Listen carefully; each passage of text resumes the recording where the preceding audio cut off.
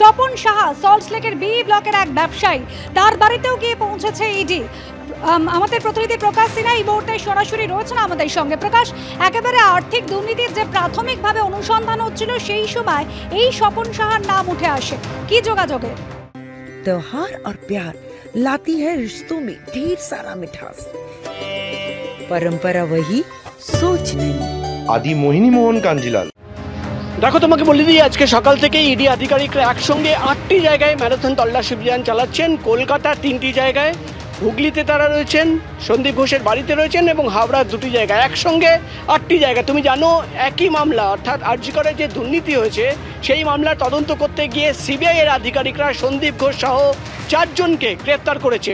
CBI একদিকে যেমন criminal conspiracy, কিভাবে ষড়যন্ত্র করে গোটা দুর্নীতি করা হয়েছে সেটা দেখছে, অন্যদিকে কিন্তু ইডি আধিকারিকরা এই যাবতীয় যে লেনদেন হয়েছিল, দুর্নীতির টাকা কোথায় গেল, কত টাকার দুর্নীতি হয়েছে, কাদের কাদের ব্যাংক অ্যাকাউন্টের মাধ্যমে সেই টাকা পাঠানো হয়েছে, এই সমস্ত তথ্য সংগ্রহ করতে গিয়ে যখন প্রাথমিক অনুসন্ধান শুরু করেন, তারা কিন্তু একাধিক ব্যবসায়ীর নাম পান। তারা নাম পান মাদুরদহ এলাকার এক ব্যবসায়ীর নাম, এবং আমরা যে জায়গায় রয়েছি সল্টলেকের বি ব্লকের এক ব্যবসায়ী, সেই বাড়িতেও কিন্তু ইডি গোয়েন্দারা রয়েছেন। তুমি দেখতে পাচ্ছ গেটের সামনে কেন্দ্রীয় বাহিনীর জওয়ানরা দাঁড়িয়ে রয়েছেন এবং গেট ভেতর থেকে তালা বন্ধ করে দেওয়া হয়েছে, অর্থাৎ বাইরে থেকে কেউ ভেতরে না প্রবেশ করতে পারে সেই চেষ্টা।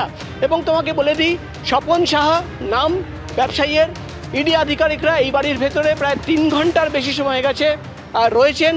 এবং যেটা প্রাথমিকভাবে জানা যাচ্ছে যে আর্থিক লেনদেনের তথ্য যখন তারা সংগ্রহ করছিলেন বা তদন্ত করছিলেন, অনুসন্ধান করছিলেন, সেই সময় কিন্তু এই ব্যবসায়ীর নাম উঠে আসে। অর্থাৎ আর্জিকর দুর্নীতির মামলা তদন্ত করতে গিয়ে টাকার লেনদেনের হিসেব যখন খুঁজতে শুরু করেন ইডি অফিসাররা, তখন কিন্তু একাধিক ভেন্ডারদের নাম সামনে আসে, একাধিক ব্যবসায়ীদের নাম সামনে আসে, যারা কিন্তু বিভিন্ন সময়ে মাল সাপ্লাই দিয়েছে।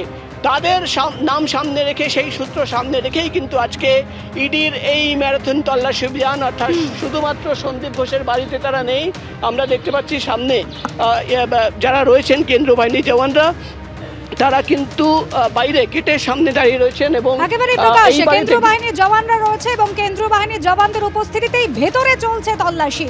আর সন্দীপ ঘোষ ছিলেন মাথা আর্থিক দুর্নীতির নেক্সাসে, কারা কারা জড়িত তাদেরই খুঁজে বার করার চেষ্টা করছেন ইডি তদন্তকারী অফিসাররা। প্রসূন চট্টোপাধ্যায় নেক্সাসেরই একজন, তার বাড়িতে কিন্তু ইতিমধ্যে সুভাষ গ্রামের বাড়িতে কিন্তু পৌঁছে গিয়েছেন ইডি তদন্তকারী অফিসাররা। পুরুষোত্তম পণ্ডিত আমাদের প্রতিনিধি রয়েছেন আমাদের সঙ্গে। পুরুষোত্তম, জানাও।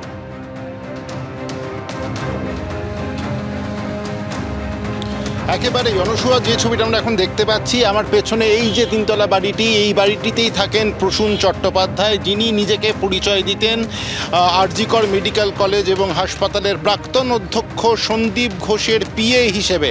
আজ সকাল 6:50 নাগাদ 8 জন ইডি আধিকারিক প্রসূন চট্টোপাধ্যায়ের সুভাষগ্রামের দেপাড়ার এই বাড়িতে এসে পৌঁছেছেন। তারা এই মুহূর্তে প্রসূন চট্টোপাধ্যায়ের বাড়ির ভেতরেই রয়েছেন, তারা তদন্ত করছেন, কথাবার্তা বলছেন প্রসূন চট্টোপাধ্যায়ের সঙ্গে এবং তার পরিবারের অন্যান্য সদস্যদের সঙ্গেও। আমি তোমাকে যে বিষয়টা বলতে চাইবো যে এই সাম্প্রতিক সময়ে আরজিকর কাণ্ডের পরে সন্দীপ ঘোষ গ্রেপ্তার হওয়ার পরে যে আর্থিক দুর্নীতির বিভিন্ন অভিযোগ উঠে এসেছে, সেই অভিযোগের তদন্তেই আজকে প্রসূন চট্টোপাধ্যায়ের বাড়িতে পৌঁছেছেন 8 জন ইডি আধিকারিক। তারা সকালবেলা এখানে এসেছেন। যেরকমটা আমরা জানি যে সন্দীপ ঘোষের বাড়ি ছাড়াও আজ বিভিন্ন জায়গাতে বিভিন্ন জনের বাড়িতে ইডি আধিকারিকেরা পৌঁছেছেন, তারা দুর্নীতির তদন্ত করছেন।